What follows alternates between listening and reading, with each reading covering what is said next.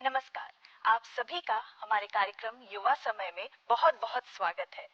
जैसा कि आप जानते हैं कि ये एक मल्टी सेगमेंट कार्यक्रम है और एक बहुत महत्वपूर्ण टॉपिक है रोजगार। जैसा कि आप जानते हैं कि रोजगार में इन दिनों कई नए आयाम खुलते जा रहे हैं और एक बहुत ही इंटरेस्टिंग आयाम है मनोरंजन। तो आज हमारा विषय है मनोरंजन में करियर और इसके लिए हमने आमंत्रित किया है सैयद जैद अली को। जैद ज़ील एंटरटेनमेंट के फाउंडर हैं और बतौर लाइन प्रोड्यूसर फिल्म इंडस्ट्री में कार्यरत हैं। अब आप सोच रहे होंगे कि ये लाइन प्रोड्यूसर आखिर होते क्या हैं, तो चलिए हम ये जानते हैं जैद से ही। जैद, आपका हमारे प्रोग्राम में बहुत स्वागत है। थैंक यू सो मच, बहुत बहुत शुक्रिया मुझे बुलाने के लिए। हमारे दर्शकों को थोड़ा सा आप बताइए कि लाइन प्रोड्यूसर क्या काम करते हैं और कैसे ये काम होता है। अगर मैं सीधी भाषा में समझाऊं आपको तो basically line production end to end execution को कहते हैं एक प्रोजेक्ट के। जैसे कि कोई एक फिल्म बनने वाली है, उनके जो प्रोड्यूसर रहते हैं, जब स्क्रिप्ट लिखी जा चुकी होती है उसके बाद एक प्रोडक्शन टीम को हायर करते हैं जिसमें एक इंपॉर्टेंट डिजिग्नेशन होती है लाइन प्रोड्यूसर। उनका काम होता है फाइनेंशियल पूरी बजटिंग करना कि फिल्म कितने में बनेगी, कहाँ होगा, देन आपकी इसकी पूरी इक्विपमेंट्स क्या आएंगे, इसमें लोकेशंस क्या होंगी इसके अंदर, देन उसके फर्दर परमिशंस वगैरह कैसे होंगी। ऐसे करते करते आपका पूरा एंड, इसमें कास्टिंग होगी हमारी, वो हमारी रिस्पॉन्सिबिलिटी रहती है। तो ऐसे एंड टू एंड एक प्रोजेक्ट को तो हमें एक प्रोड्यूसर एक प्रोजेक्ट दे देता है कि एंड टू एंड हम उसे एग्जीक्यूट करें, और इसमें क्राइसिस मैनेजमेंट भी आ जाता है। So that's what line production is. वाह। तो हम आपको बता दें दोस्तों कि आपने स्त्री 2, भूल भुलैया 3 और इस तरह की जितनी फिल्में देखी हैं, राजनीति आरक्षण से शुरू होकर भूल भुलैया 3 से लेकर और बहुत सारे प्रोडक्शंस में और फिल्मों में जैद काम कर चुके हैं और उन्हें 17 साल से ज़्यादा का अनुभव है। तो जैद, थोड़ा सा बताइए कि अभी लेटेस्ट कौन सा आपका प्रोडक्शन था। लेटेस्ट प्रोडक्शन अभी लास्ट मेरी जो फिल्म रिलीज हुई थी भूल भुलैया 3 रिलीज हुई है मेरी जी। इससे पहले मैंने क्या नाम से मेरी एक फिल्म और आई थी आज़ाद करके, एक अजय देवगन की फिल्म मेरी रिलीज हुई थी। औरों में कहा दम था, ये अजय देवगन की फिल्म रिलीज हुई थी। स्त्री 2 मेरी काफ़ी फेमस रही, वो फिल्म आई थी हमारी। इसके पहले फुकरे 3 हमारी आई थी। उससे पहले क्या नाम से मतलब अप्रॉक्सीमेटली मुझे खुद 400 से ज़्यादा प्रोजेक्ट्स हम एग्जीक्यूट कर चुके हैं इन दी 17 ईयर्स। सो जैसे राजनीति आरक्षण, सत्याग्रह, चक्रव्यूह, गली गली चोर सिंह साहब दी ग्रेट, जय गंगा जल, मोहनजोदारो। बहुत लंबी list panchayat is one of the जी। फेमस प्रोजेक्ट मैंने जो किया है, काफी right. अच्छा वो करा है। लापता लेडीज मेरा प्रोजेक्ट है जी। जो रिसेंटली आई थी, अभी किरण राव हाँ। उसकी डायरेक्टर थी, जो ऑस्कर्स बहुत तक पहुंची। बहुत प्रचलित मूवी रही जी। है। And तो जी जैद, ये तो आज बहुत सारी हिट फिल्मों के नाम आपके साथ जुड़े हुए हैं, जी लेकिन मुझे याद पड़ता है कि मध्य प्रदेश में अगर जी मैं कहूँ तो राजनीति एक टर्निंग पॉइंट रहा फिल्म जी इंडस्ट्री को लेकर और मध्य प्रदेश जी को लेकर। तो कुछ आप अपनी जर्नी की शुरुआत भी हमसे शेयर करें और इस राजनीति के बारे में भी थोड़ी सी हमसे बातचीत करें। अच्छा, ऑनेस्टली बोलूं, मैंने कभी प्रोफेशन के बारे में सोचा नहीं था कि मैं इस जी। प्रोफेशन में आऊँगा। आई थिंक जितने भी लोग हैं, एक चीज़ अगर आप कैरियर के बारे में सोच रहे हैं तो एक बड़ी इंटरेस्टिंग फैक्टर होता है कि आप कभी अपना करियर चूज़ नहीं करते, आपका करियर आपको चूज़ करता है। बिल्कुल। सो मेरे साथ भी कुछ ऐसे ही हुआ कि प्रकाश झा साहब यहाँ पर अपनी स्काउट के लिए आए थे, लोकेशंस देखने आए थे भोपाल में, एंड समहाउ ही got connected to my father. मेरे फादर से उनका परिचय हुआ, और जैसे कि आमतौर पे हमारे शहरों में होता है कि हमारे बाहर से कोई आता है हम उनकी मदद करते हैं। सो मेरे फादर ने प्योरली मदद की नीयत से उनके लिए जो भी उन्होंने बोला उनके लिए उन्होंने किया। आउट ऑफ कर्टसी उन्होंने पूछ लिया कि मैं आपके लिए क्या कर सकता हूँ। सो वहाँ से मेरी शुरुआत हुई। मेरे फादर ने मुझे प्रकाश जी से इंट्रोड्यूस किया, जिसमें कि मैंने एज असिस्टेंट उनको ज्वाइन किया राजनीति फिल्म में। अच्छा। मेरे ब्रदर ने ज्वाइन किया डायरेक्शन में। तो यहाँ से मेरे करियर की शुरुआत हुई, और बड़ी मज़ेदार चीज़ें रही उस टाइम पे, क्योंकि जब आपको कुछ आता नहीं है, आपको कुछ पता नहीं होता है, तो एक आपके लिए स्काई इज़ द लिमिट। आपके सामने कोई रिस्ट्रिक्शन नहीं होता है कि आप इतना ही कर सकते हो, यही हो सकता है। सो मैं I was freshly out of school, मैंने जस्ट 12th कंप्लीट की थी 2008 में। अच्छा। मेरी स्कूलिंग कंप्लीट हुई थी और मैं पहुंचा, और मैंने एक बड़ी इंटरेस्टिंग मुझे चीज़ समझ में आई कि उस ज़माने में लाइन प्रोडक्शन जैसा कोई कॉन्सेप्ट होता नहीं था। उस ज़माने में कोऑर्डिनेटर्स हुआ करते थे। अच्छा। कि लोकेशन कोऑर्डिनेटर अलग है, आर्टिस्ट कोऑर्डिनेटर अलग है, ऐसे करते करते हर एक चीज़ के कोऑर्डिनेटर्स हुआ करते थे। सो वहाँ पर मैंने मेरी कंपनी के बारे में एक सोचा, बिना सोचे समझे ऑनेस्टली। मुझे पता नहीं था मैं कहाँ तक जाऊँगा उस टाइम पर। सो ज़ील को उस टाइम पे मैंने बनाया, और आइडिया ये था कि as a one stop solution सारी जो फिल्मिंग नीड्स की ज़रूरत है। और एक LA से बंदा आया हुआ था, लॉस एंजलिस से, डीन करके। मुझे बोला गया ऐसे लोकेशन आप दिखा के आइए कुछ। तो उसने मुझसे गाड़ी में पूछा, are you the line producer? तो मुझे पता नहीं था, मैंने अगले दिन गूगल करके उसे जवाब दिया और I started calling myself a line producer without even realizing it कि इसका मतलब क्या होता है। Okay. और जो आप कहते हैं ना पावर ऑफ मैनिफेस्टेशन, आप जब कुछ चीज़ चाहने लगते हो तो इवेंचुअली चीज़ें होने लगती हैं। और ऐसे ही मेरी शुरुआत हुई और राजनीति पहली फिल्म मैंने की। कुछ सिचुएशंस ऐसी क्रिएट हुई कि प्रकाश जी को मैं शायद पसंद आया, ये उन्होंने मेरे फादर की वजह से मुझे बड़ा ऑब्लाइज किया उस टाइम पे, एंड कोइंसिडेंटली मैं रिजल्ट्स दे पाया उस टाइम पे। जी. और I started my calling my self a line producer, Okay. And that's how I started. Wow, that's a great journey. तो जैसा कि हम कहते हैं कि अगर आप किसी चीज़ को शिद्दत से चाहो तो पूरी कायनात उसे आपसे मिलाने के लिए जुट जाती है, तो जी। कुछ ऐसा ही आपके साथ भी बिल्कुल, हुआ। राजनीति एमपी के लिए भी एक बहुत टर्निंग पॉइंट बहुत रहा। बड़ा turning point आपको क्या लगता है, क्या डिफरेंसेस थे उस वक्त, क्या परेशानियां आती थी जो अब काफ़ी हद तक कम हो चुकी हैं? देखिए, सबसे पहले तो उस ज़माने में कुछ भी स्ट्रक्चर्ड नहीं था। जी. जैसे हम गवर्नमेंट के पास परमिशंस के लिए जा रहे हैं तो उसके लिए कोई स्ट्रक्चर्ड सेटअप नहीं था कि परमिशन इस तरीके से दी जाएगी या इतने पैसे लिए जाएंगे लोकेशंस के। या उस टाइम पे फॉर्चुनेटली मध्य प्रदेश हमेशा से एक ऐसा राज्य रहा है जहाँ पर कि गवर्नमेंट, एडमिनिस्ट्रेशन, ब्यूरोक्रेसी, ये लोग बहुत फ्रेंडली लोग रहे हैं वैसे भी। जी.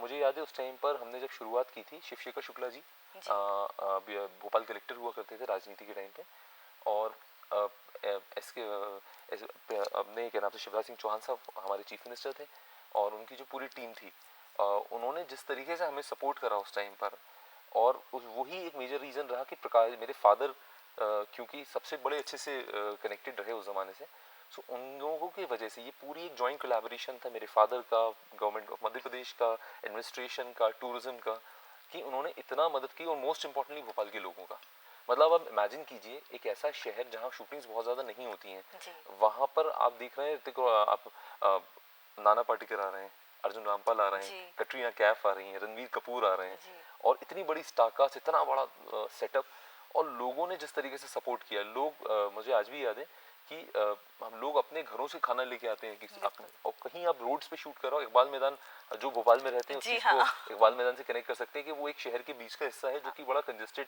हम कह सकते हैं। वहाँ पर हम शूटिंग कर रहे हैं इतने बड़े एक्टर्स के साथ, और लोग बिल्कुल कोई परेशान नहीं कर रहा जी। कोई हमें तकलीफ नहीं हो रही। तो प्रकाश जी इसी चीज़ से सबसे ज़्यादा इम्प्रेस हुए, और उनका इम्प्रेस होना उनको, और हमारी इंडस्ट्री में वर्ड ऑफ माउथ बड़ा तेजी से स्प्रेड होता है कि भोपाल एक ऐसी जगह, सो एक कहावत है हिंदी की, बिल्ली की गली में घंटी कौन मारे जी। सब लोग इंडस्ट्री में उस जमाने में चाहते थे कि मुंबई से बाहर निकले और शूट करें, बट लोगों के पास ऑप्शंस नहीं थे कि यार वहाँ जाएंगे इंफ्रास्ट्रक्चर मिलेगा नहीं, लोग कैसे मिलेंगे, गवर्नमेंट सपोर्ट करेगी नहीं करेगी। तो उस टाइम पर जिस तरीके से ये चीज़ें हुई, प्रकाश जी की राजनीति आना हुई, और उससे जो सिस्टम क्रिएट हुआ, इवन मैं खुद एक राजनीति का प्रोडक्ट हूँ, मुझे वहीं से सब कुछ सीखने को मिला हुआ, एंड मैं आज ज़िंदगी भर इसके लिए शुक्रगुजार रहूँगा प्रकाश झा साहब का। उन्होंने हमें काम सिखाया, एंड दैट्स हाउ वी, राजनीति ने बहुत बदला है। राजनीति के बाद आप इमेजिन करेंगे 2000 एक्टर्स पैदा हुए थे जी। व्हेन आई से एक्टर्स पैदा हुए थे, मकसद था कि ये लोग मुंबई पहुंचे थे राजनीति फिल्म करने के बाद। तो मुझे उस जमाने के कास्टिंग डायरेक्टर्स कहते थे कि यार जो आता है भोपाल से बोलता है राजनीति की है, मैं एक्टर हूँ, मैंने राजनीति की। तो इसका अगर आप ब्राइटर साइड देखें तो लोगों को कितना मोटिवेट किया इस चीज़ ने, बिल्कुल, कि हम एक्टर बन सकते हैं। हाँ। हमने ये फिल्म की है, बिल्कुल। एक बहुत बड़ा टेक्नोलॉजिकल एक्सचेंज हुआ। कई ऐसे लोग जो कि दूसरी फील्ड्स को पहचानते नहीं थे, लोग चीज़ें आमतौर पे कॉमन लेमन लैंग्वेज में अगर समझाने की कोशिश करूँ कि लोग डायरेक्शन को पहचानते हैं, ज़्यादा सिनेमेटोग्राफी को पहचानते हैं और एक्टिंग को पहचानते हैं, बिल्कुल। बट 27 से ज़्यादा वर्टिकल्स होते हैं फिल्म मेकिंग के अंदर जी। और यही मेरा अगला सवाल था कि एक्टिंग का तो एक रास्ता खुला ही, लेकिन और क्या मनोरंजन में करियर में अगर हम देखें तो क्या आप कह रहे हैं 27 वर्टिकल्स हैं, तो कैसे लोग आ सकते हैं, उस वक्त क्या आयाम खुले, और अभी का युवा अगर चाहे तो कौन कौन से फील्ड्स में जा सकता है? देखिए, सबसे पहले तो आपको फिल्म मेकिंग में बहुत कुछ होता है जी। सबसे पहले शुरुआत होती है, और सबसे इम्पोर्टेंट इंसान जो हमारे लिए होता है वो होता है राइटर। जब हम बोलते हैं राइटर, तो इसका भी बाइफिकेशन है, इसके अंदर भी एक बहुत बड़ी सब कैटेगरीज आती हैं। राइटिंग के अंदर जब आप जाते हैं तो एक चीज, अब हम शुरू करते हैं कि कोई भी फिल्म बनाना है एग्जाम्पल के तौर पे, तो हमारे लिए सबसे इम्पोर्टेंट है प्लॉट। प्लॉट क्या है हमारा? लेट्स से एक लव स्टोरी है, एक लड़का है, एक लड़की है, और उसकी लव स्टोरी की हम बनाना चाहते हैं। देन उस प्लॉट पे लिखा जाता है स्क्रीन प्ले, ठीक है। सो उसके लिए स्क्रीन प्ले राइटर एक डेडिकेटेडली अलग से होता है। देन हमारा होता है डायलॉग्स, ओके। उसके लिए डायलॉग राइटर्स हमारे अलग से होते हैं। ऐसे करते करते फिर लिरिक्स, उनके लिए लिरिक्स राइटर आमतौर पे हमारे अलग से होते हैं जी। सो राइटिंग का पूरा एक सेगमेंट जब हम आते हैं तो इसमें आपने देखा ये 5 अलग वो डिफरेंट हैं। कैटेगरीज में हमें लोग चाहिए जी। होते हैं। देन हमारा डायरेक्शन होता है, इक्विपमेंट्स हमें काफ़ी इस्तेमाल करने पड़ते हैं, जिसमें हमारे कैमरा, अगर मैं कैमरा इक्विपमेंट्स की बात करूं तो उसके अंदर एक हमारा फोकस पुलर होते हैं, ये गैफर्स होते हैं, इनकी रिस्पॉन्सिबिलिटी होती है कि लाइटिंग करेक्ट रहे आपकी पूरी। इसके बाद आपके क्या नाम से लाइटमेंट्स होते हैं, डिफरेंट डिफरेंट टाइप की लाइट्स होती हैं। उसके अलावा और स्पेशल इक्विपमेंट्स होते हैं, जैसे जिमिजिब होती है हमारी इक्विपमेंट। अगर मैं समझाने की कोशिश करूं, जिमिजिब ऐसा एक इक्विपमेंट है जो कि इसका आपने आमतौर पे शादियों में लोग उन्हें देखा होता है कि बड़ा सा लंबा सा आर्म होता है जिसके एच पे कैमरा माउंटेड होता है और जो कि जॉयस्टिक से कंट्रोल किया जाता है। वो एक इक्विपमेंट होता है। स्टेडी कैम, जहाँ पर कि तंग गलियों में जब हमें शूट करना होता है तो एक सूट होता है जो पहना जाता है जिसपे कि कैमरा माउंट होता है, जिसपे कि जर्क नहीं आता है। आप जो लोग देख रहे हैं, जो वर्ड्स में इस्तेमाल कर रहा हूँ, आप उसे गूगल भी कर सकते हैं, जिमिजिब स्टेडी कैम, तो देखना और समझना थोड़ा आपके लिए आसान हो जाएगा। यानी कि अगर देखें तो एक जो हम कहते हैं सिनेमेटोग्राफी, उसी में कितने आयाम है, राइटिंग उसी में कितने आयाम है, उसके बाद हम और हर कैटेगरी का मुझे लगता है रोल अपने आप में बहुत महत्वपूर्ण रहता है। अब जैसे मैं एग्जांपल के तौर पे आपको इनकी इम्पोर्टेंट, जैसे कि हमारे एक डिपार्टमेंट होता है साउंड का जी। अब आप समझिए कि साउंड डिपार्टमेंट, आदमी आमतौर पर सोचता है क्या करता होगा साउंड डिपार्टमेंट, हाँ डायलॉग रिकॉर्ड करते हैं, नहीं, एक साउंड डिजाइनिंग किसी भी फिल्म की, पूरी फिल्म का पर्सपेक्टिव बदल सकती है। कि अगर मैं आपको एक छोटा सा एग्जांपल दूं साउंड का, कैसे हमें पैसा बचता है या कैसे हम पब्लिक को समझाते हैं कुछ जो हम कहानी कहना चाहते हैं। अब मुझे एक कहानी स्टोरी, मेरा एक सीन है जिसमें कि एक बस है, बस आके रुकती है, उससे एक लड़की हीरोइन उतरती है, हीरो से मिलती है और उनकी कॉन्वर्सेशन होती है। अब इसमें कैसे एक साउंड डिजाइनिंग हमें बजट बचाने में मदद करता है, एट द सेम टाइम उस सीन का माहौल क्रिएट करता है। उसने क्या किया, हमने सिर्फ और सिर्फ एक बस के रुकने का साउंड दे दिया और एक लड़की को अपीयर कर दिया। ऑटोमेटिकली लोगों को समझ में आ गया कि वो लड़की बस से उतर के आई है।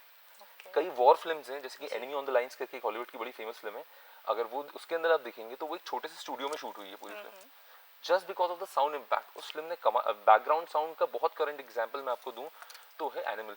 अच्छा। एनिमल बहुत ये आप समझेंगे तो किसी फिल्म को इम्पैक्टफुल बनाने में साउंड डिपार्टमेंट कितना इंपॉर्टेंट रोल प्ले करता है। अब इसके अंदर भी एक कैटेगरी होती है कि जिसमें कि किसे हम कहते हैं सिंक साउंड, जो लाइव लोकेशन पे साउंड रिकॉर्ड होता है, उसके लिए एक अलग स्पेशलिस्ट होता है जो लाइव साउंड को रिकॉर्ड करने के लिए रिस्पॉन्सिबल होता है। देन एक होता है आपका जो बाद में हम डब करते हैं। ज्यादातर फिल्म्स आप जो देख रहे हैं ये टेक्निकलिटीज में अगर हम देखेंगे तो सिंक साउंड को ही ज्यादा लोग प्रेफर कर रहे हैं, क्योंकि एक्टर्स की परफॉर्मेंसेस पे असर पड़ता है। आप लाइव धूप में परफॉर्म कर रहे हैं तो आपका को एक्टर जो बात कह रहा है वो बाद में सेम चीज को मैं 3 महीने बाद स्टूडियो में रिक्रिएट करने की कोशिश करूं सेम इमोशन को, तो वो करना इतना आसान नहीं होता है। जी जी जी। देन आप सिनेमेटोग्राफी है आपकी, बिल्कुल आपकी क्या नाम से कोरियोग्राफी है, जिसमें कि डांस डायरेक्टर्स होते हैं, लोगों को डांस करना सिखाते हैं, स्टंट डायरेक्टर्स होते हैं हमारे। जी, इस बातचीत को हम आगे बढ़ाएंगे। दोस्तों, जैसे कि अभी साउंड की बात चल रही थी, म्यूजिक की बात चल रही थी, और आपको पता है हमारा एक सेगमेंट है मिले सुर, तो चलिए सुन लेते हैं ये गाना। हो गई पीर पर्वत सी पिघलनी चाहिए, हो गई पीर पर्वत सी पिघलनी चाहिए, इस हिमालय से कोई गंगा निकलनी चाहिए।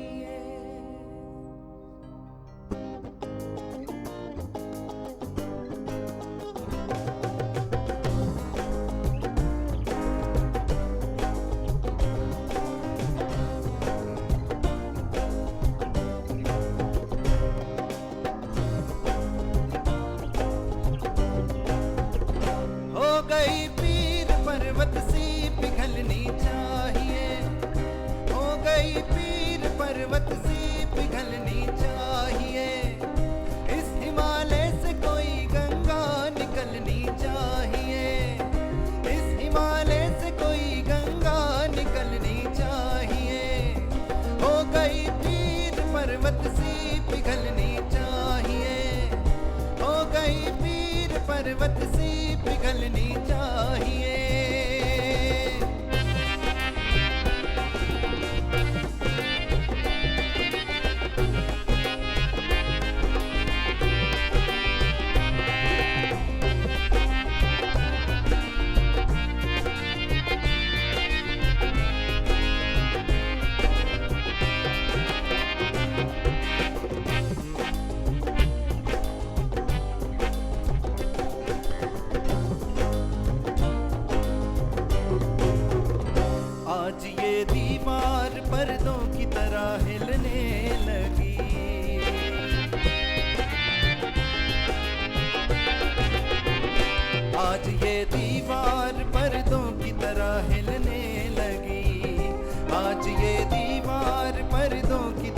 हिलने लगी। शर्त लेकिन थी कि ये बुनियाद हिलनी चाहिए, शर्त लेकिन थी कि ये बुनियाद हिलनी चाहिए। हो गई पीर पर्वत सी पिघलनी चाहिए, हो गई पीर पर्वत सी पिघलनी चाहिए।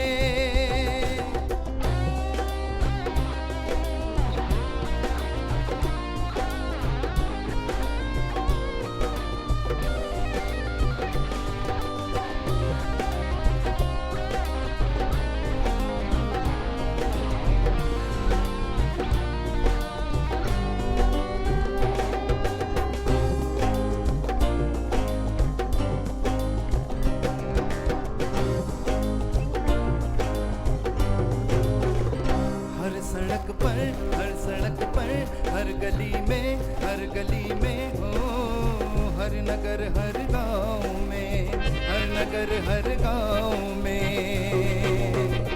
हाथ लहराते हुए हर लाश चलनी चाहिए, हाथ लहराते हुए हर लाश चलनी चाहिए।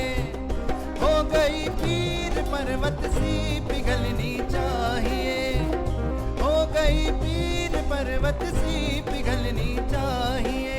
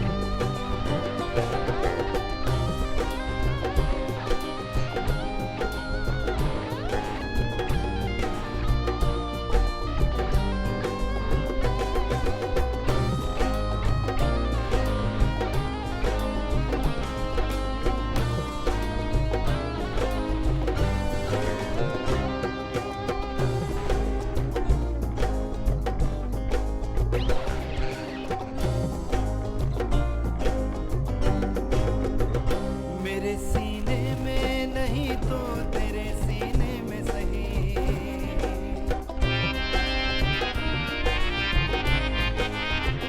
मेरे सीने में नहीं तो तेरे सीने में सही, मेरे सीने में नहीं तो तेरे सीने में सही।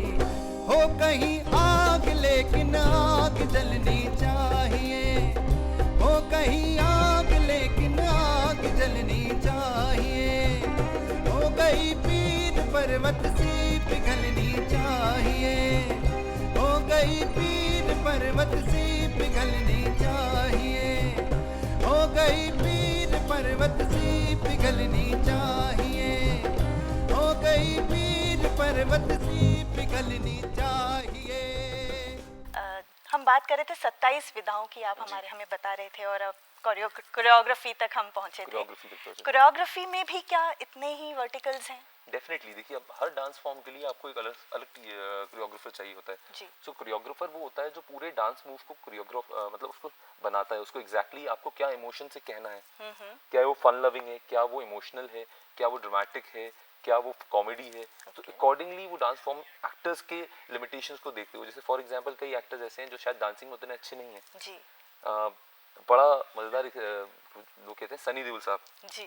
उनकी फिल्मों में देखेंगे तो उनको जिस तरीके से डांस कराया गया है, बट देन कोरियोग्राफर के लिए जॉब होता है कि भाई मेरे सामने कोई भी एक्टर हो, मुझे उससे ये इमोशन रिक्रिएट करना है। तो टेक्निकली उस जो डांस वीडियो होता है, डांस पूरा सीक्वेंस होता है, उसका डायरेक्टर कोरियोग्राफर होता है जी।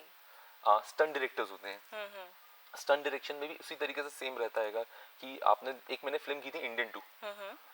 इंडियन 2 के अंदर हमने बहुत ही इंटेंस एक्शन सीन शूट करे थे, जिसमें कि हमने एनिमल्स के साथ शूट किया था, कार्स के साथ शूट किया था, बाइक्स के साथ शूट किया था। एक पूरा चेस सीक्वेंस था जो कि मतलब साउथ की फिल्म्स होती हैं तो हम मजेदार तरीके से हम उसको शूट करते हैं कि हमने एक चेस सीक्वेंस शूट करा जो कार से शुरू हुआ। कमल हसन साहब थे उसमें, भोपाल की रोड्स पे हम लोग उसको कार्स के कर रहे हैं, फिर एक पॉइंट पे आके कार टॉपल करती है, वो निकलते हैं, वो बाइक पे आते हैं, देन वो बाइक पे चेस शुरू होती है, Okay. बाइक डिफरेंट जगहों से कूद रही है, देन इवेंचुअली हम आते हैं, वो आते हैं, उनको एक हॉर्स मिलता है, वो हॉर्स लेके छत पे चढ़ जाते हैं, देन इवेंचुअली छत पे बाउंसेस करना है। तो जो हम इतना कुछ देखते हैं कि ये सब कुछ हो रहा है, इसके पीछे की एक बहुत बड़ी तैयारी होती है, जी। उसके पीछे बहुत सब कैटेगरीज होती हैं। एक एक्शन डायरेक्टर, तो ये तीन अब मैंने यूज करा, तो ऑब्वियसली मुझे चाहिए होगा एक ऐसा स्पेशलिस्ट जो कि कार के साथ एक्शन कर सके, जी। एक स्पेशलिस्ट चाहिए जो बाइक के साथ कर सके, एक स्पेशलिस्ट चाहिए जो हॉर्सेस एनिमल्स के साथ कर सके। तो ये बहुत सारी चीजें आ जाती हैं हमारी। ज़रा स्टंट की बात चल रही है और भोपाल स्टंट मैन्स का शहर है, हाँ, बिल्कुल। यहाँ के युवाओं को स्टंट करना बहुत पसंद है। बिल्कुल। क्या उनको भी प्रोफेशनली हेल्प मिलती है या मिली है जब डेफिनेटली स्टंट मिली है। फिल्म्स यहाँ आई हैं? कई ऐसे स्टंटमैन हैं जो भोपाल से हम बहुत रेगुलरली बेस पे यूज करते हैं, जैसे बाबर खान करके जी। बाबर हैं, बहुत कमाल के स्टंट राइडर हैं, और प्रोफेशनली मैंने एक ह्यूमन करके एक फिल्म की थी उनके साथ, जी। सीरीज है ये हमारी, जो कि इसमें विपुल शाह साहब ने इसको डायरेक्ट किया था। बहुत वो उसमें वो थे हमारे साथ, ऐसे कई सारी जगहों पे उन्होंने हमारे साथ एज ए स्टंट राइडर उन्होंने किया है। कई तो क्या कोई प्रोफेशनल ट्रेनिंग भी होती है हाँ, स्टंट राइडर्स डेफिनेटली की? होती है। अनफॉर्चुनेटली इंडिया में बहुत बड़ा उसका सेटअप नहीं है अभी। हमारे साथ इतनी we are a country of 1.4 billion people, 140 crore लोगों को हम सर्व कर रहे हैं एंटरटेनमेंट। अनफॉर्चुनेटली हमारे यहाँ बहुत लिमिटेड इंफ्रास्ट्रक्चर है फिल्म एजुकेशन का। अगर मैं बात करूँ तो FT आया जी। है पुणे में, जी। LV प्रसाद है चेन्नई में, जी। सत्यजीत अकेडमी है कोलकाता में, और मुंबई में है आपकी विस्लिंग वुड्स है सुभाष घई साहब का। Unfortunately it's very unaccessible and unaffordable, okay. बहुत महंगा है। 25 लाख रुपए साल की फीस है फिल्म मेकिंग में, अगर आप जाना चाहते हैं। एटलीस्ट 10 लाख की आपको LV प्रसाद के आसपास में पड़ेगी, 10-12 लाख के approx, then other expenses include 12 lakh से होते हैं इसमें। तो और दूसरा, लाखों लोग एप्लीकेशन करते हैं, एग्जाम्पल FT आया है के लिए 10-12 लाख लोग अप्लाई करते हैं, उनमें से 9 लोगों को वो सिलेक्ट करते हैं जी। एक बैच में। जी। तो बहुत, ये एक बहुत मेजर रीजन है जिसकी वजह से ज्यादातर लोग जो फिल्म मेकिंग में आना चाहते हैं, ये चैलेंज उनके सामने आता है। कई लोग जो अफोर्ड कर सकते हैं वो इंडिया के बाहर चले जाते हैं, जैसे न्यूयॉर्क फिल्म एकेडमी है, ली स्ट्रासबर्ग फिल्म एकेडमी है, आपके क्या नाम से वैंकूवर फिल्म स्कूल है कनाडा के अंदर, बड़े महंगे होते हैं। So even as a company हम ने एक इनिशिएटिव शुरू किया फिल्मेबल करके। अच्छा। सो फिल्मेबल क्या करता है कि हम फिल्म एजुकेशन को एक्सेसिबल बनाते हैं, अफोर्डेबल बनाते हैं, एट द सेम टाइम हम उनको इंटर्नशिप अपॉर्चुनिटीज प्रोवाइड करते हैं। सो अगर आप किसी से बोलें कि आप कैसे आ सकते हैं फिल्म मेकिंग के अंदर, सो अभी तक क्या हो रहा है स्टैंडर्ड वो बता देता हूँ। अभी तक क्या होता है कि आप किसी ना किसी के थ्रू अप्रोच करते हो और लोगों को असिस्ट करना शुरू करते हो, एंड इवेंचुअली आप असिस्ट करते करते आप उस विधा में उसकी जानकारी जानकारी हासिल करते हो। अब जैसे कि एक्टिंग के लिए तो हमारे पास बहुत कुछ है जी। इन थिएटर्स भरे, मतलब भोपाल में तो बहुत थिएटर्स हैं, और इनफैक्ट अक्रॉस इंडिया थिएटर्स पे बड़ा अच्छे से काम होता है। तो एक्टिंग के लिए नेशनल ड्रामा स्कूल्स हैं, ये सब चीज़ें हैं, तो वो फिर भी ठीक है। लेकिन बाकी विधाओं की जैसे आप बात करते हैं, स्टंट्स की और बाकी सब की, उनके लिए हमारे पास फॉर्मल एजुकेशन सिस्टम नहीं है। मैं गवर्नमेंट से सभी से अपील भी करूंगा इसके थ्रू कि आप लोग प्लीज़ इस पर थोड़ा काम करें, और उसमें जो मदद चाहिए एज इंफ्रा क्रिएट करने में हम लोग हैं रेडी करने के लिए। जी। सो ये तो फिल्मेबल के बारे में आप बता रहे थे कि कैसे तो फिल्मेबल एक initiative as a company Zeal की एक इनिशिएटिव है। आइडिया ये था कि हम लोगों को इंटर्नशिप अपॉर्चुनिटीज प्रोवाइड करते हैं। लोग हमारे पास आते हैं, एक स्क्रीनिंग प्रोसेस होता है, उसके बाद हम उन लोगों को, तो मैंने 7 साल पहले I have started requesting producers कि आप लोकल लोगों को एज अप्रेंटिस, एज ट्रेनीज हर डिपार्टमेंट में लीजिए। अच्छा। अब उसका सबसे बड़ा जो इम्पैक्ट हुआ वो ये हुआ कि आज की डेट में 2025 मार्च तक हम मुंबई से आने वाले 50% क्रू रिप्लेस कर चुके हैं। Wow, that's great. सो ये एक बड़ा एम्प्लॉयमेंट जनरेट करता है लोगों के लिए। अब जैसे कि हम बात करते हैं कि पहले क्या होता था कि जो लोग आते थे मुंबई से, वो इवन लॉन्ड्री वाला तक मुंबई से लेके आते थे। अच्छा। रीजन बीइंग कि आप जैसे मान के चलिए आपका फिल्म का कॉस्ट्यूम है जी। ठीक है ना, उसको लॉन्ड्री करना है, वो मैंने किसी लोकल लॉन्ड्री वाले को दिया और उसने खराब कर दिया, तो मेरी फिल्म, हालांकि हमारे पास एक्सेस होते हैं जी, एक्स्ट्रा कॉस्ट्यूम हमसे लेके चलते हैं, लेकिन वो इतना डरते थे कि नहीं यार लोकल इंसान के पास गए कहीं हमारा कॉस्ट्यूम खराब ना कर दें। केटरिंग सर्विसेज तक मुंबई से आती थी। अच्छा। मतलब इतनी छोटी छोटी चीजें, सिक्योरिटी सर्विसेज जो कि बाहर से नहीं आनी चाहिए वो आती थी, उन पे हमने पहले काम किया। Even you won't believe, carpenter, painters तक वो मुंबई से लेके आते थे। मतलब उनका ये मानना था कि यार ये हम जो लोकल से लोग लेंगे ये शायद टाइम पे ना आए। सो हमने सबसे पहले बड़ी उनकी ये गलतफहमियां दूर करी कि एज भोपाल, एज मध्य प्रदेश, हमारे यहाँ के लोग टाइम को लेके बहुत पंक्चुअल हैं, बहुत अच्छे से काम करते हैं, बहुत मेहनती हैं, और एक बार इनको काम सिखा दिया जाए, सो आज उसका रिजल्ट हमारे सामने है। We have replaced 50% of the crew which used to come down from Mumbai. तो मतलब कुछ ऐसी कैटेगरीज भी हैं जिनके बारे में हम सोचते नहीं हैं कि वो फिल्म से जुड़ी हैं, जैसे कि आप कह रहे हैं कारपेंटर्स, पेंटर्स, कैटरर्स, इनका भी बहुत महत्वपूर्ण बहुत योगदान होता है इंपॉर्टेंट और रोल रोल होता है। बहुत इंपॉर्टेंट रोल होता है। अगर मैं बोलूँ, एक सेट मुझे क्रिएट करना है जी। एक मुझे घर का सेट क्रिएट करना है, एक आर्ट डिपार्टमेंट के अंदर इतने, हमारे यहाँ इस डिपार्टमेंट को कहा था प्रोडक्शन डिजाइन। ओके। एक प्रोडक्शन डिजाइन बहुत इंपॉर्टेंट रोल प्ले करता है, एक बहुत इंपॉर्टेंट डिपार्टमेंट होता है हमारा। अब मुझे दिखाना है कि मेरी एक फिल्म बना रहा हूँ जिसमें एक कैरेक्टर दिखाना है वो अमीर है, जी। मैं उसे कैसे दिखाऊंगा अमीर? मेरा कॉस्ट्यूम डिपार्टमेंट उसके कपड़े अच्छे बनाएगा, थोड़ा अमीरों वाले। मेरा जो प्रोडक्शन डिजाइन है वो इंश्योर करेगा लोकेशन ऐसी हो कि भाई उसके घर के बाहर हमें दिखा। जैसे राजनीति फिल्म में हम बात करते हैं तो कटरीना's फादर एक बड़े उद्योगपति हैं फिल्म में, तो उनको बड़ा दिखाने के लिए हमें नूरुस्सबा एज ए लोकेशन दिखानी पड़ी जी। कि ये उनका घर है, और नूरुस्सबा दिखाने के अलावा भी उनके सामने गाड़ियां ऐसी आनी चाहिए। तो ये सब प्रोडक्शन डिजाइन का हिस्सा होता है, जो आप स्क्रीन पे दिख रहे होते हो, जो फर्नीचर आप दिख रहे होते हो, और ये सब चीजें करते हैं हमारी पूरी टीम, जिसमें प्रोडक्शन डिजाइन के नीचे में एक आर्ट डायरेक्टर्स होते हैं, सेट डायरेक्टर्स होते हैं, इसके बाद हमारे इसमें यही कारपेंटर्स, यही पेंटर्स होते हैं जो कि रातों रात वो सेट तैयार करते हैं। जी। तो ये आर्ट डायरेक्शन में थोड़ा सा अगर मैं और जानना चाहूँ, तो आप कह रहे थे कि एक कैरेक्टर को डिफाइन करने के लिए बहुत ज़्यादा ज़रूरी है आर्ट डायरेक्शन में जाना। कितनी छोटी डिटेल्स मायने रखती हैं? एक घर है, गाड़ियाँ हैं, कपड़े हो गए, कॉस्ट्यूम हो गया, और कैसी बारीकियों की ज़रूरत पड़ती है अगर मैं अच्छे आर्ट डायरेक्शन में अगर आप कोई एग्जांपल दे सकें? सबसे पहली और सबसे इम्पोर्टेंट चीज़ होती है कुछ यूनिक जो कि हम हाँ, अमूमन शायद नज़र में ना पड़ता हो। अगर मैं ऐसे सोचूं कि अमूमन जो नज़र में ना आता हो, देखिए आर्ट डायरेक्शन की सबसे बड़ी, जैसे मैंने बताया, किसी कैरेक्टर को एस्टैब्लिश करने के लिए, फिल्म को कहानी कहने के लिए। जी। अब जैसे लापता लेडीज आप देखती हैं, जी। लापता लेडीज के अंदर जब हम जाते हैं, सो आर्ट डायरेक्शन का सबसे बड़ा चैलेंज, प्रोडक्शन डिजाइन का सबसे बड़ा चैलेंज ये होता है कि वो चीज़ असली लगे, वो सेट लगाई हुई ना लगे। जिस मोमेंट वो नकली लगने लगी उस टाइम पर हमारा वो खत्म हो चुका है, मतलब वो प्रोडक्शन डिजाइनर या आर्ट डायरेक्टर फेल हो चुका है कि चीज़ नकली लग रही है। सो कमाल किसी बहुत ऐसी चीज़ों में नहीं होता, कमाल छोटी छोटी चीज़ों में ही होता है कि एक लड़की, अगर लेट्स से हम गांव का सीन शूट कर रहे हैं और गांव में मटके से पानी पिया जा रहा है जी। या किसी लोटे को इस्तेमाल किया जा रहा है या किसी ग्लास को उठाया जा रहा है, घर के बर्तन उठाए जा रहे हैं, तो बर्तन अगर आप देखते हैं एग्जाम्पल के तौर पे, तो वो नए नहीं हो सकते। हाँ। ठीक है, तो अब आप बोलेंगे कि अब एग्जाम्पल के तौर पे माँ बाप बैठे हो, सब लोग बैठे हो, 4-5 लोग बैठे हो, खाना खा रहे हैं, लापता लेडीज का एक सीन है। अब शायद लोग उस चीज को वैसे ना नोटिस करें, बट अगर वो बिल्कुल चमचमाते हुए नए बर्तन होते तो लोग एक मिनट के लिए सोचते हैं यार कुछ नया अलग लग रहा है, बट क्योंकि वो ब्लेंड कर जाना, उस चीज का असली लगना, हमने घरों से एक्चुअल लोगों से मांग मांग के बर्तन लेके आए थे घरों से, हम जो इस्तेमाल किए वो 10-10 साल पुराने बर्तन थे, वो लाके रखे, तो वो एक ऑथेंटिसिटी वहां से दिखती है। मतलब सबसे ज़रूरी होता है आर्ट डायरेक्शन का, मुझे जहाँ तक समझ में आ रहा है, काम यही है कि उनका काम वैसे ना दिखे और रियल लगे, जितना रियल लगेगा। आप कई फिल्में जो बड़े, हमने सत्याग्रह के अंदर एक बहुत बड़ा सेट लगाया था जी। और वो सेट की सबसे कमाल बात थी कि लोगों ने कहा सेट नहीं लगता है, तो एज एन इसका सबसे बड़ी तारीफ यही होती है प्रोडक्शन डिजाइनर की या आर्ट डायरेक्टर की, आपका किया हुआ काम इतना ऑथेंटिक लगता है कि लोग मानने से यकीन बिलीव ना करें कि यार ये नकली है। जी। जी। तो आपने इतनी सारी 400 प्लस प्रोजेक्ट्स आपके हो चुके हैं अभी तक, सबसे टफ अगर मैं पूछूं, कोई एक्सपीरियंस ऐसा जब आपको लगा हो कि ये मैं यहाँ कैसे मुमकिन करके दिखाऊं, कोई ऐसी डिमांड आई हो प्रोडक्शन कंपनी की तरफ से जो बहुत मुश्किल हुआ? देखिए हर दिन एक अलग चैलेंज होता है और हर जगह अपने आप में एक चैलेंजिंग होती है। जैसे राजनीति हमारे लिए एक बहुत बड़ा चैलेंज था कि राजनीति में हम 8000 जूनियर आर्टिस्ट को हमने इस्तेमाल किया था। अब जस्ट इमेजिन 8000 जूनियर आर्टिस्ट 16 दिन तक हमारे साथ कंटिन्यू थे कोटरा मैदान पे। इसके अलावा हर दिन एवरेज हम 2000-2500 जूनियर आर्टिस्ट 1500 हम हमारे पास रहते थे।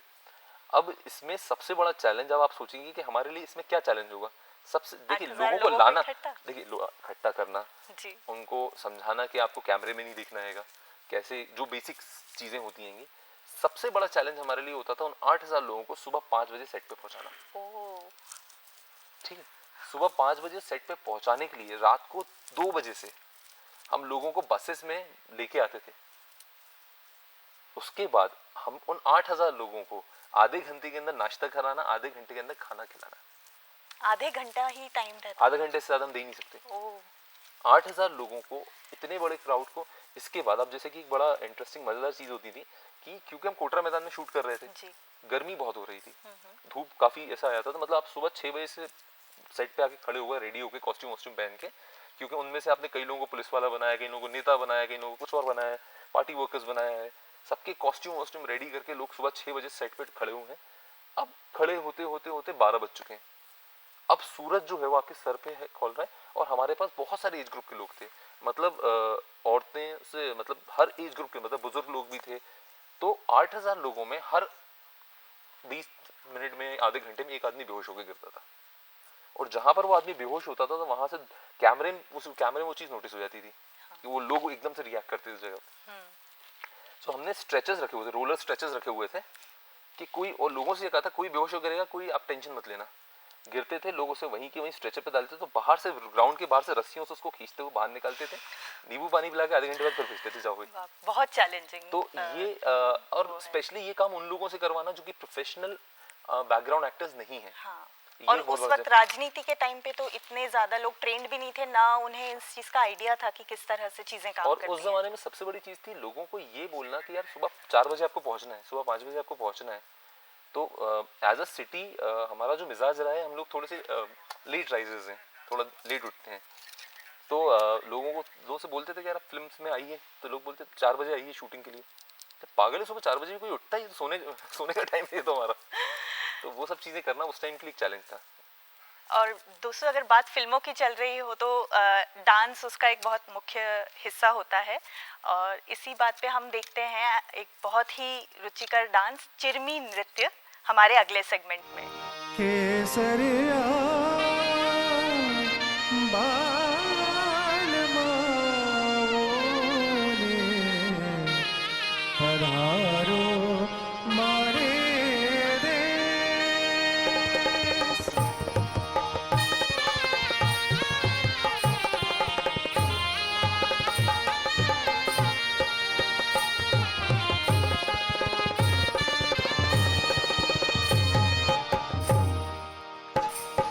केसरिया पालवाओ ने पधारो मारे देश।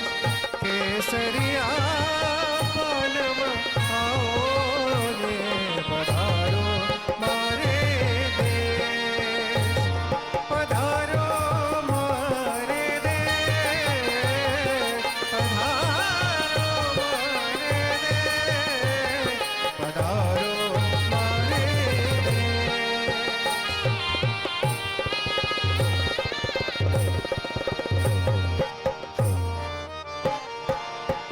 साजन साजन मैं करूं, साजन जीव जड़ी। साजन मखनो कर छोड़ मैं बाजू घड़ी घड़ी। केसरिया पालवा मोने पधारो मारे देश, पधारो मारे देश।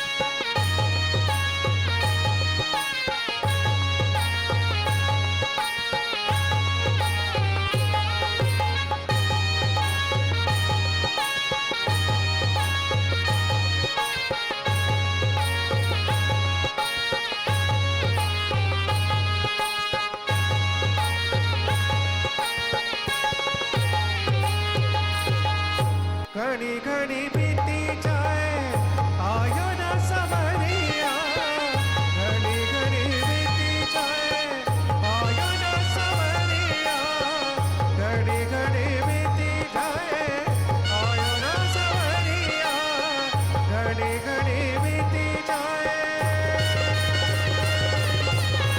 आयो ना सवरिया मन मारा झूम उठे धड़के मारा जियरा मैं झूमू नाचू मारे घर पधारे सावरिया मैं झूमू नाचू मारे घर पधारे सावरिया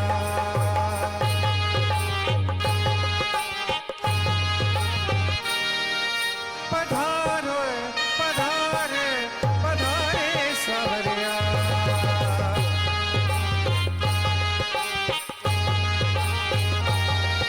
पधारे पधारे पधारे सावरिया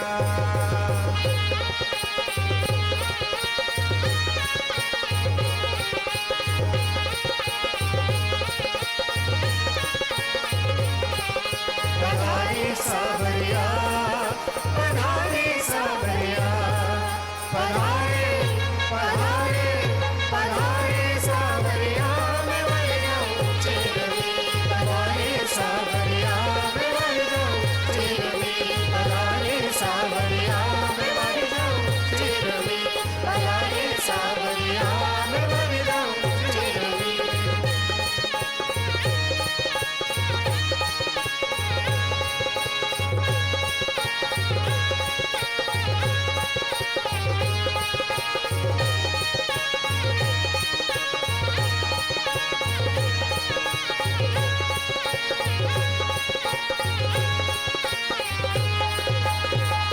हमारे सावरिया ने आज पधारे बरसन बाद हमारे सावरिया ने आज पधारे बरसन बाद मैं झूमू नाचू मारे घर पधारे सावरिया पधारे पधारे पधारे सावरिया मैं झूमू नाचू मारे घर पधारे सावरिया पधारे सावरिया मैं झूमू नाचू मारे घर पधारे सावरिया पधारे ओ मारे पधारे पधारे सावरिया मैं झूमू नाचू मारे घर पधारे सावरिया पधारे सावरिया मैं मर जाऊं चिरवी मैं मर जाऊं चिरवी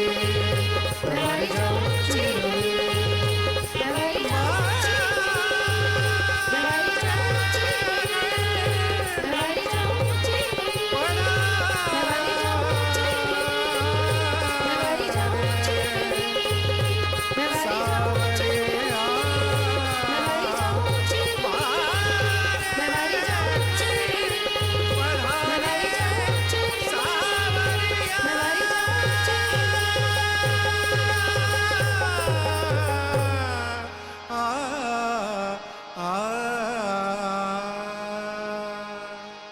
आप सभी का एक बार फिर से स्वागत है।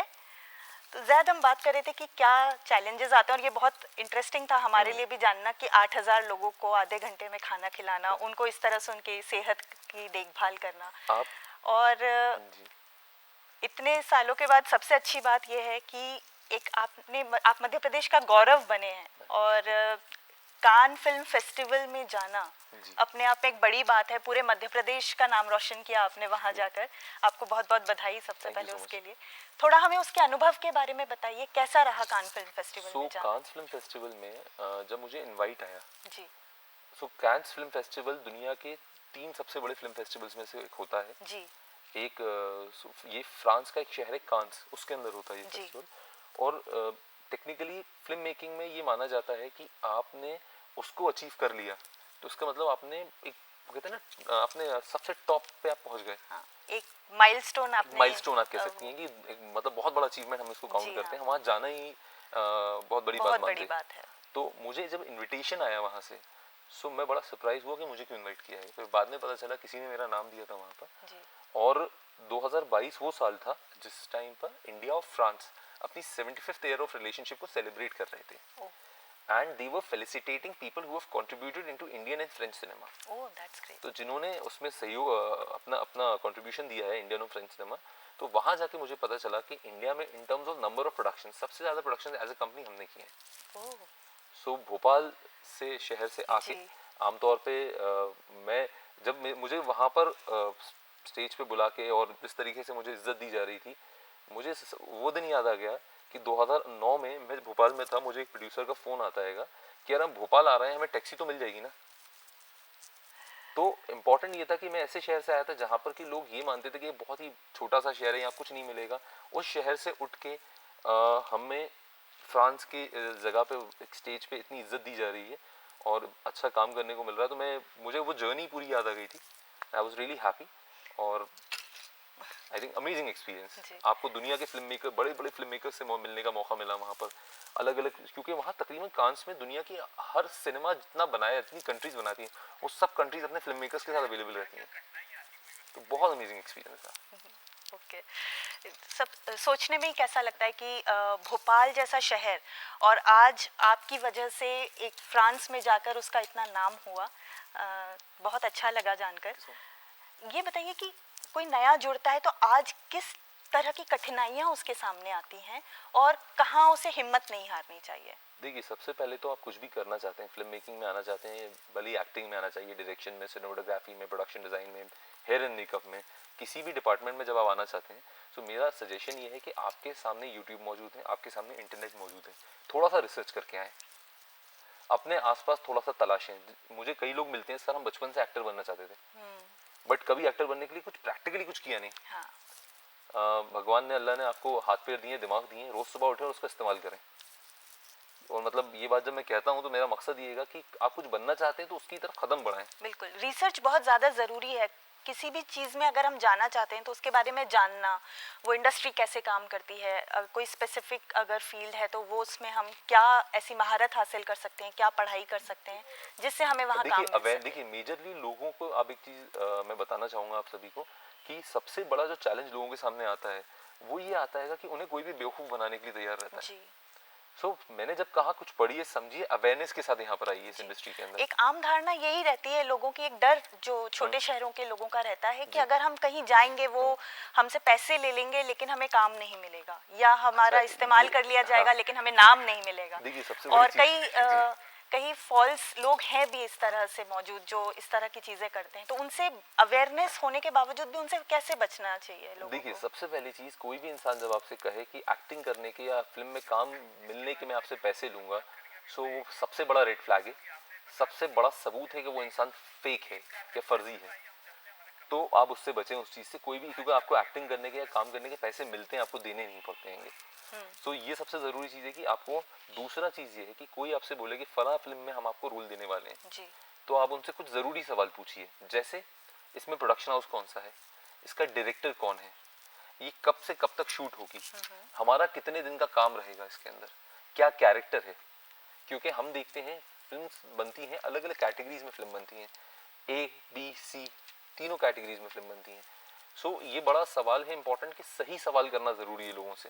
मतलब ऐसा नहीं है किसी ने आपसे बोल दिया कि कल से आप एक्टिंग करेंगे तो आप इतने एक्साइटेड हो गए कि आपने सवाल ही नहीं पूछे। मतलब सही सवाल पूछना जरूरी है, रिसर्च करना जरूरी है, और अपनी जिस भी फील्ड में जाना चाहते हैं उसकी सबसे बड़ी बात उसकी जानकारी होना जरूरी है, उसमें आपको एक्सपर्ट होना चाहिए। एक वेबसाइट है ऑनलाइन, IMDb कहते हैं इसको, इंटरनेशनल मूवी डेटाबेस है।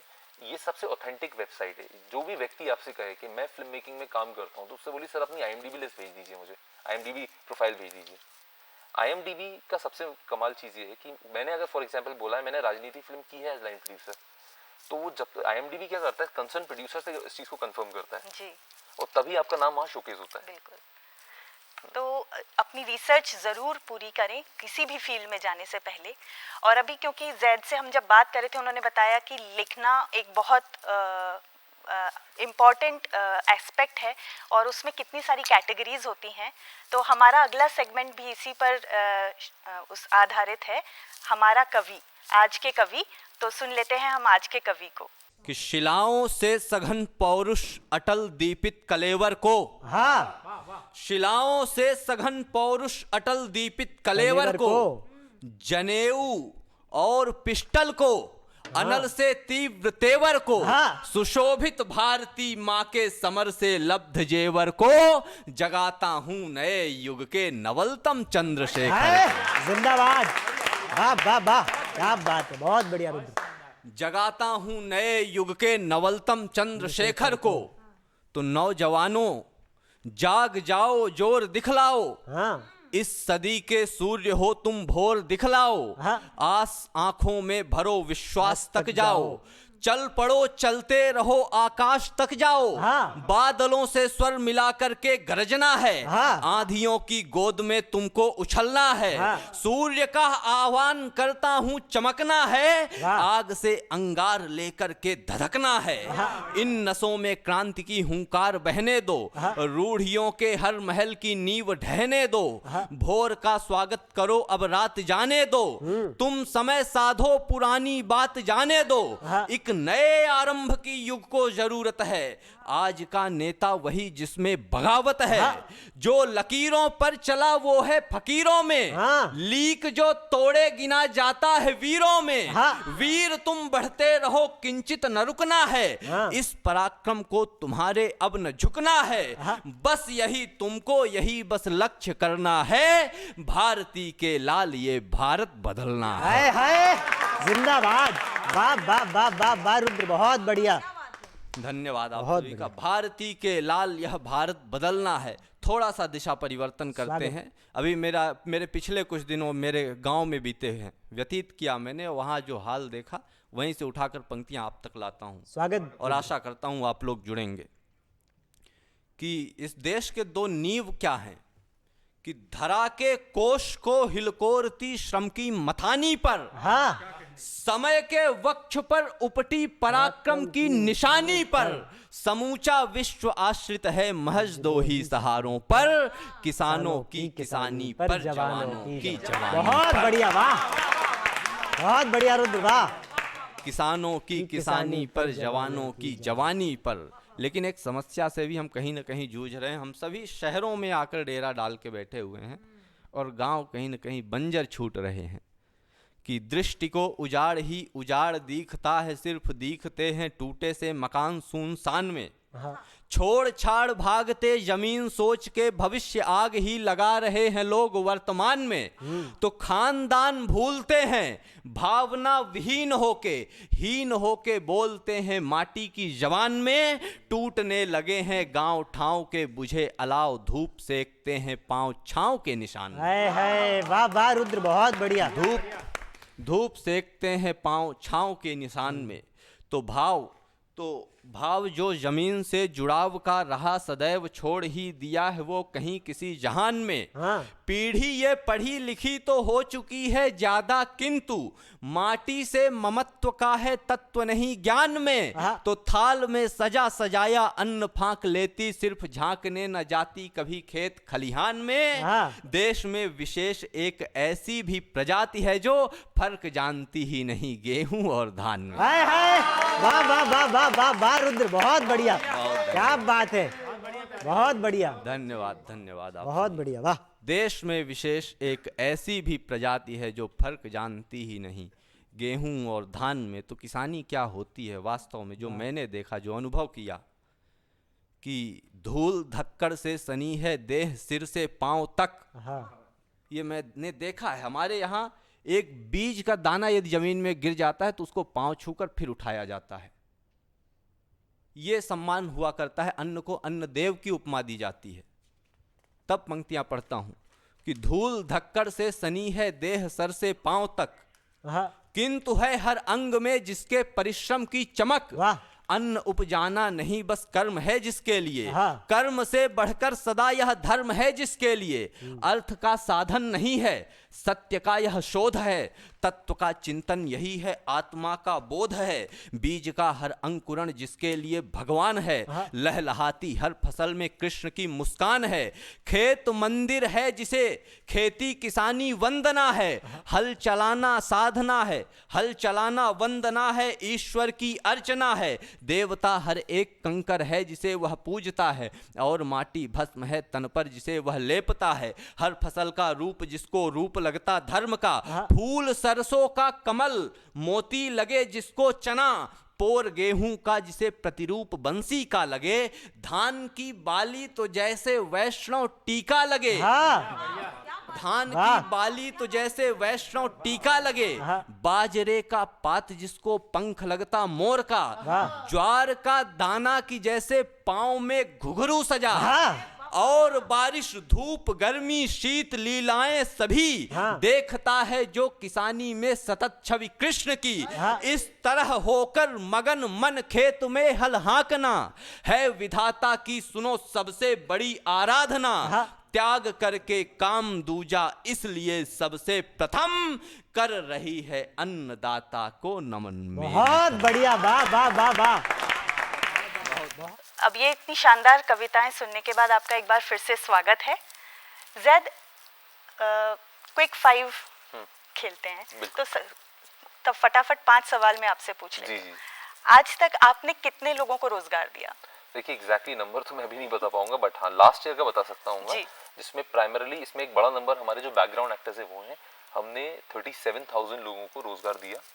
इसमें मेजॉरिटी नंबर वो है जो कि हमारे बैकग्राउंड एक्टर्स होते थे। इसके अलावा हमने अप्रोक्सीमेटली 2000 वो लोग रहे जो कि हमारे spot boy, setting boys, dressman, carpenter, painters, direction, production, cinematographing, production design, hair and makeup, इस तरीके के लोग रहे जी। और इसके मुझे लगता है कि अप्रोक्सीमेटली, और इसमें एक होता है डायरेक्ट एम्प्लॉयमेंट जी, ये डायरेक्ट एम्प्लॉयमेंट है और एक होता है इनडायरेक्ट एम्प्लॉयमेंट कि मैंने एक केटरिंग कंपनी हायर करी, मैंने एक ट्रांसपोर्ट कंपनी हायर करी, मैंने होटल अपने लिए बुक करे फिल्मिंग के लिए। सो वो एक इनडायरेक्ट बहुत बड़ा जो इम्पैक्ट क्रिएट होता है वो एक अलग है। भोपाल में आपको फिल्म इंडस्ट्री का क्या फ्यूचर नजर आता है, या फिल्म इंडस्ट्री में भोपाल का क्या फ्यूचर नजर आता है? देखिए पहली और सबसे जरूरी बात, किसी भी जगह पर अगर फिल्म शूटिंग्स हो रही हैं जी, तो दो सबसे बड़ा इंपॉर्टेंट चीज होती है उसमें लॉ एंड ऑर्डर सिचुएशन, जिसमें भोपाल कमाल है जी। एज ए मध्य प्रदेश हम लोग प्योर हिंदी भाषी लोग हैं, हमारे पास हर वो चीज मौजूद है जो कि हमें एक अच्छा डेस्टिनेशन बना सकती है, और हम ऑलरेडी बन चुके हैं।